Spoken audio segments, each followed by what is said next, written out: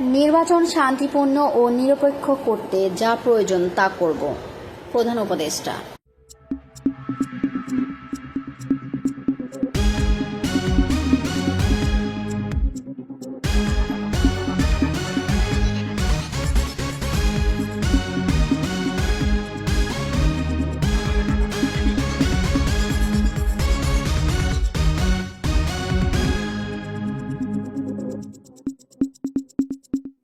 Online desk, সাথে আছে আমি জান্নাত আরা কলি।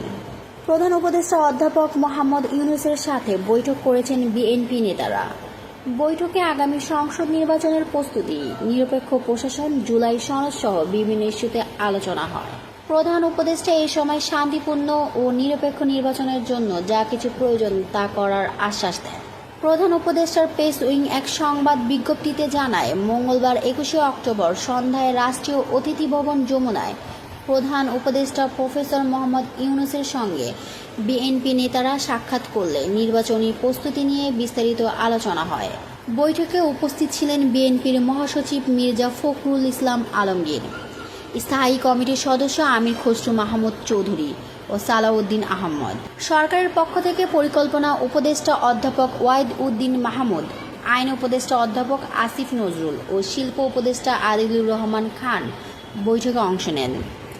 এ সময় বিতর্কিত কোনো কর্মকর্তা, বিশেষ করে স্বৈরাচারী আওয়ামী লীগ শাসন আমলে নির্বাচনী দায়িত্বে ছিলেন এমন কর্মকর্তাদের আসন্ন নির্বাচনে দায়িত্ব পালন থেকে বিরত রাখার আহ্বান জানান বিএনপি নেতারা। নির্বাচনের আগে প্রশাসনের রদবদলের ক্ষেত্রে নিরপেক্ষতা বজায় রাখার জন্য প্রধান উপদেষ্টার প্রতি আহ্বান জানান তারা।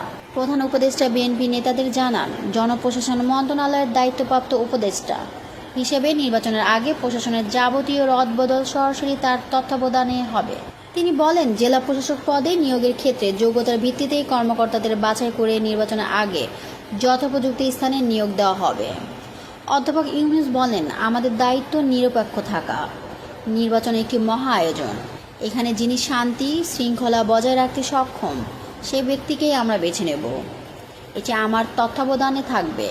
নির্বাচন শান্তিপূর্ণ ও নিরপেক্ষ করার জন্য যা কিছু প্রয়োজন আমরা তা করব। বৈঠকে পুলিশের নিয়োগ ও বদলি প্রক্রিয়া নিয়েও কিছু পর্যবেক্ষণ প্রধান উপদেষ্টার কাছে তুলে ধরেন বিএনপি নেতারা।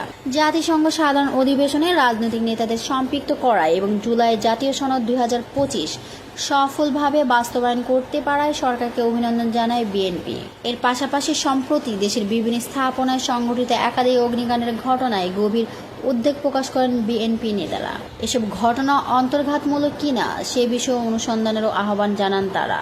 চলমান রাজনৈতিক সংলাপের অংশ হিসেবে আগামীকাল বুধবার বাংলাদেশ জামায়াতে ইসলামীর প্রতিনিধি দলের সঙ্গে প্রধান উপদেষ্টার বৈঠক অনুষ্ঠিত হবে।